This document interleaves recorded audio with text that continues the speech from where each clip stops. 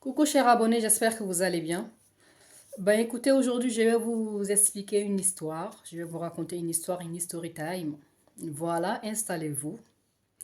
Alors, c'est l'histoire d'une femme qui s'était mariée avec un gars. Ils se sont rencontrés au boulot. Ils travaillent ensemble dans une entreprise et c'est là-bas ils se sont connus.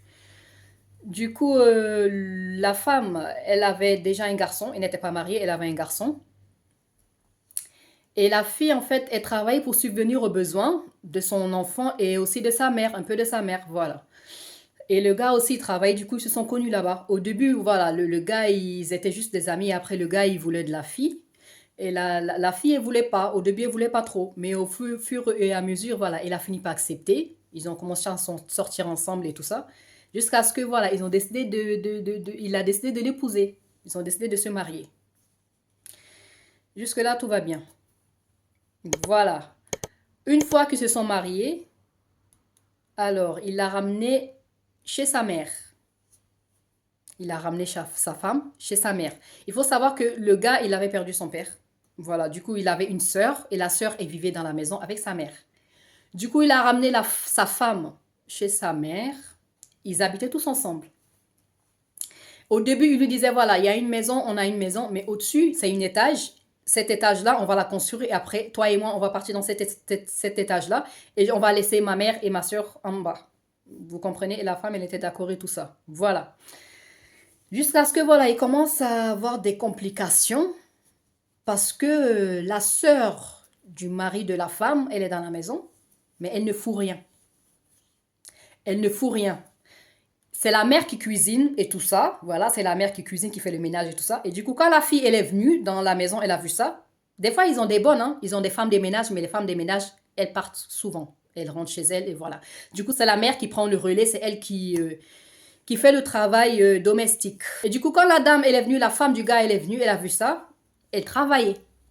Elle a clairement dit à son mari qu'elle ne va pas démissionner. Mais malgré ça, elle aidait quand même la belle-mère quand elle voyait sa belle-mère en train de faire le ménage et tout ça. Malgré que la fille, sa belle-sœur, elle est là, elle ne fout rien. Elle essayait quand même d'aider sa belle-mère, d'essayer de cuisiner et tout ça, de faire le ménage et tout ça. Voilà, de donner un coup de main. Ainsi de suite, eh ben, un beau jour, le gars, il se réveille, il dit à sa femme, j'aimerais que tu arrêtes de travailler. La fille dit, c'est hors des questions que j'arrête de travailler. Pourquoi je vais arrêter de travailler? Il lui dit, tu dois arrêter de travailler et tu vas rester ici à la maison et tout ça, voilà, aider ma mère et tout. La fille dit, ben non, je ne vais pas arrêter de travailler. Je vais continuer à travailler. Et entre-temps, le travail que les deux, ils faisaient, eh ben, ce travail-là, ils ont arrêté ce travail. L'entreprise a arrêté le travail parce que, je sais pas, il y avait un problème de grève ou je sais pas quoi, voilà, bref. Du coup, l'entreprise, voilà, ils ont arrêté le travail pour un certain moment. Et du coup, la fille, elle est partie trouver un travail ailleurs. Sauf que son mari, lui, il n'a pas trouvé de travail. Il faisait des petits boulots par-ci, par-là, il ne gagnait pas sa vie. En fait, la maison, c'est la mère qui gérait la maison. C'est la mère qui donnait les dépenses et tout ça, qui nourrissait toute la famille. Bref, le gars, il n'avait pas de travail. Et la fille, elle est partie trouver un travail ailleurs. Et le gars, il lui dit, voilà, tu dois arrêter de travailler. La fille dit, ben, je ne vais pas arrêter de travailler. Je vais continuer à travailler parce que quand on s'est connus, je travaillais. On s'est mariés, je travaillais. On était d'accord que j'allais continuer de travailler. Donc, c'est pas maintenant que je suis rentrée dans le foyer que je vais arrêter de travailler, en fait. Et l'histoire est allée un peu plus loin. Voilà, chaque jour, il se prenait la tête. Et la belle-mère qui montait la tête de son fils. À chaque fois, il lui montait la tête de son fils et tout ça. Ils sont partis très loin. Jusqu'à, en fait, un jour, ils se sont pris la tête. Et la fille, elle a fait appel à son grand frère. Voilà, pour essayer de résoudre le problème parce que, voilà, ça n'allait plus. Et quand la fille, elle a appelé son grand frère, le grand frère a fait appel à son mari et tout ça, et ils sont assis les deux, et ils sont en train voilà, d'essayer de voir comment faire pour régler le problème. Et le gars, il demande à son mari de parler. Et le mari, qu'est-ce qu'il sort, à votre avis? Qu'est-ce qu'il dit au gars? Il explique la situation. Et à un moment donné, il sort une phrase, mais tellement violente et choquante, que même le frère, lui-même, il ne comprenait pas en fait. Le gars, le mari de la fille, il explique, et à un moment donné, il dit, Moi, j'ai épousé une femme pour ma mère.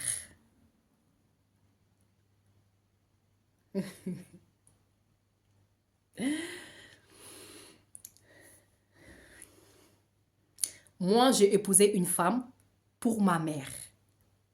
Donc, elle doit rester à la maison, s'occuper de ma mère et faire le ménage. Parce que ma mère, elle ne sait pas le faire. Tout le temps. En fait, moi, quand on m'a expliqué cette histoire, ça fait longtemps, hein, ça fait quelques mois de ça, mais jusqu'à présent, quand je pense à cette phrase-là, je ne sais pas où me mettre en fait. Je ne sais pas où me cacher pour pleurer, pour être franche avec vous. Vous voyez? Et la fille, elle était tellement vexée par cette phrase-là. Et le frère en question, lui-même, il était tellement choqué. Sur le coup, il n'a pas montré. Voilà. Mais voilà, après, lui-même, il en a parlé parce que lui-même, il ne comprenait pas en fait. Les gars, quand vous n'êtes pas prêts à épouser une femme, ne le faites pas. Vous savez, c'est pas tout le monde qui sait gérer un mariage. C'est pas tout le monde qui a les droits de se marier. Hein. Franchement, c'est pas une obligation d'avoir une femme à tel âge. C'est pas une obligation. C'est pas parce que votre mère vous met la pression d'épouser une femme que vous allez épouser une femme. À quel moment tu te dis dans ta petite cervelle, en fait, que je vais épouser une servante pour ma mère 3 ans, non. Une servante 3 ans, non. Enfin, oui. Elle va me servir la nuit. Elle va combler mes désirs. Le jour, elle va prendre soin de ma mère et de ma famille, voilà, et de ma maison. Et troisièmement, elle va mettre des enfants au monde. 3 ans, en fait. T'as une 3 ans. À quel moment tu t'es dit dans ta cervelle que tu vas avoir une servante, épouser une servante pour ta mère? C'est violent. C'est violent. Une phrase violente. Ta femme, elle a des objectifs, elle a des projets, elle a des ambitions. Elle a un enfant en charge. Et même toi, si tu travaillais et que tu l'as comblé de tout ce qu'elle avait besoin, c'est pas une raison pour laquelle elle doit laisser ses études, elle doit laisser son travail pour rester là, prendre soin de ta mère. Toi et tes frères et sœurs, c'est votre devoir à vous de prendre soin de votre mère, mais pas à ta femme. Toi et tes frères et sœurs, c'est votre devoir à vous, en fait, de vous relayer, chacun son tour. Chacun son tour. Toi, l'homme, tu peux pas rendre des services vraiment plus poussés que ça. Eh ben, tu fais des courses, tu vas faire des courses pour ta mère, tu essaies de faire le ménage. Et les femmes, elles, voilà, si la mère, elle est vraiment âgée, là, ils peuvent l'aider dans des trucs intimes. Mais c'est à vous de le faire, pas à votre femme. Et c'est pas une obligation. Ce n'est pas une obligation. Pour quelle raison elle va laisser ses études et tout pour venir aider ta mère alors que ta sœur, elle est là, elle fout rien du tout dans la maison. Si elle voulait travailler, elle travaille. Elle voulait continuer ses études, elle continue ses études. Ta sœur, voilà, tranquille. Et la femme, la fille d'autrui, ta femme, elle, normalement, elle doit prendre ses projets, ses objectifs, l'emballer bien dans un carton et les jeter à la poubelle. Pour quelle raison? Pour quelle raison elle doit faire ça? Pour quelle raison? Explique-moi. Toi, la fille. En fait, toi, ton père et ta mère, ils ont galéré pour payer pour toi les études. Tu sais pas comment ils ont fait. Des fois même, tu sais comment ils galèrent pour sortir l'argent, ou ils sortent l'argent pour payer tes études, pour que tu réussisses. Ça, tu as oublié ça. Tu as oublié.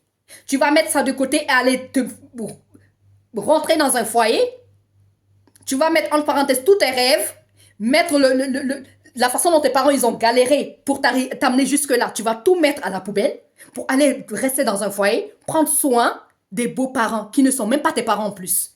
Tu prends soin des beaux-parents de temps en temps, si tu as envie. Voilà, tu le fais pour la gentillesse et pour ton mari. Mais c'est pas tout le temps, c'est pas H24. Ce n'est pas H24, tu vas faire ça. Pour quelle raison? Pour quelle raison tu vas faire ça? C'est pas une obligation. Tu as des projets et des rêves, des ambitions. Lève-toi tout de suite et tu vas commencer à les mettre en place. Tu réalises ta vie. Tu réalises tes rêves, tu prends soin de tes enfants. Et les mêmes parents, là, les mêmes beaux-parents pour qui tu te casses la tête pour faire tout ce que tu dois faire pour eux, croyant faire plaisir, leur faire plaisir ou faire plaisir à ton mari, c'est eux derrière qui vont se lever et qui ne sont jamais satisfaits. Ils sont jamais satisfaits de ton service. Et ils vont se lever derrière, aller foutre le bordel entre toi et ton mari. Et même pire, conspirer pour une deuxième femme à ton mari. Et toi, t'es là toute bête. Après avoir aligné des enfants, t'es là, on te ramène une deuxième femme et là, t'es là toute bête. À penser à si je savais. Si je savais. Déjà, pourquoi tu acceptes qu'on t'amène dans un foyer, dans la maison de ta belle-mère? Pourquoi tu acceptes ça? Pourquoi tu acceptes qu'on t'amène dans le foyer chez ta belle-mère? Pourquoi tu acceptes ça? Pourquoi? Tu sais pas que c'est là-bas que les problèmes commencent? Tu sais pas que c'est là-bas où les problèmes de ton couple commencent? Tu ne sais pas ça. Tu ne sais pas ça. En 2025, il n'y a plus personne, il y a plus grand monde de femmes qui acceptent qu'on les amène chez les beaux-parents. Non. Non. Parce qu'une fois là-bas, ton mari là, il se comporte comme un garçon. Parce que voilà, devant sa mère, c'est un enfant. Il va se comporter comme un garçon. Et c'est ta mère, c'est sa mère. Ou ton beau-père qui vont décider dans la maison. Décider de ta vie, décider de sa vie, décider de tout ce qui se passe dans la maison. Tu n'as pas un mot à dire. Donc tu prends ta femme et tu déguerpis. Prenez-vous et déguerpissez de cette maison. Allez trouver votre maison à vous. Si vous n'êtes pas prêt à trouver un appartement, mettre votre femme, ne vous mariez pas. Ne vous mariez pas. Vous vous mettez dans une relation. C'est là-bas où ils commencent à fourrer leur nez dans votre relation. C'est là-bas où ils commencent à décider pour vous. Tout ce qui se passe, votre mari, il pleurniche comme un tout petit bébé devant sa mère. Tout ce qui se passe, il n'arrive pas à tenir sa vilaine bouche. Il va pleurer chez sa mère. Et même si le lendemain, le problème se règle, sa mère, elle n'a pas oublié ce qui s'est passé. Même si le lendemain, le problème se règle, la mère, elle ne peut pas oublier ce qui s'est passé. Donc, apprenez à fermer votre bouche, vous les garçons là, et apprenez à grandir, devenir des hommes avec un grand H et gérer votre problème tout seul. Même si vous habitez dans la maison, eh ben, que ça soit pour un laps de temps en attendant que vous construisez votre maison ou vous cherchez un appartement pour partir. Mais restez pas là parce que voilà, vous aimez la facilité. Si vous avez un problème, c'est votre mère qui va gérer. Vous n'avez pas d'intimité. Vous n'avez pas d'intimité. C'est quoi votre souci? C'est quoi votre problème? C'est vous qui mettez votre foyer en péril en fait. C'est vous qui mettez votre foyer en péril. Ne partez plus habiter chez les beaux-parents, même ne serait-ce que pour une semaine. Non. Non. Prenez chez vous, restez chez vous. Déguerpissez de là. Déguerpissez de là. Même si vous êtes une bonne personne, ça ne va pas se voir. Même si vous vous sacrifiez, vous ramenez le monde à leurs pieds, ça ne va pas se voir. Voilà. La mère, c'est la mère. Les gens qui se marient et ils font comme ça. Ils font comme ça à leur mère.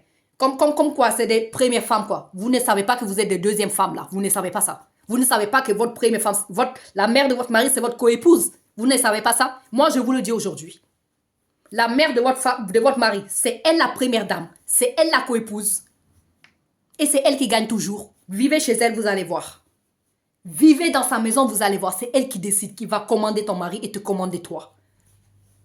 Et vous n'allez rien pouvoir faire. Vous allez attraper votre bouche parce que vous n'êtes pas chez vous. Voilà. Vous n'avez pas d'intimité. Même ce que tu dois porter, ils vont te dire ce que tu dois porter.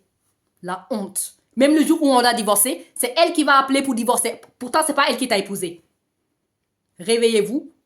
Toi, la femme, réveille-toi. Réveille-toi et tes ambitions, tu les continues. Si tu as envie de faire le travail en même temps, tu sais t'organiser. Hein. Tu sais faire le travail en même temps et continuer tes études ou continuer ton travail, tu le fais. C'est ton choix.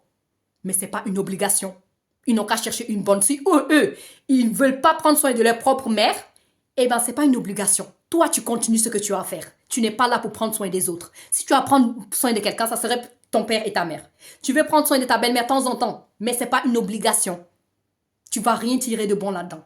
Heureusement que ce n'est pas toutes les belles-mères qui sont comme ça. Voilà, heureusement. Mais la plupart, c'est des sorcières ambulantes. Et ce que je ne vous ai pas dit, c'est que ce couple-là, actuellement, ils ont divorcé. Voilà, le couple-là, actuellement, ils sont séparés. Ils ont eu un enfant, ils sont séparés. Arrêtez de vivre chez les parents, chez les beaux-parents. Vivez chez vous, restez chez vous. Et votre intimité. Votre problème que ça reste entre vous. N'allez pas le divulguer à n'importe qui. Arrêtez de divulguer votre problème à n'importe qui. Apprenez à gérer vos problèmes tout seul. Si ça ne va pas vous appeler des personnes d'extérieur, mais pas des personnes proches, et encore moins si vous savez que votre mère, c'est une personne, voilà, qui n'est pas juste, qui n'est pas équitable.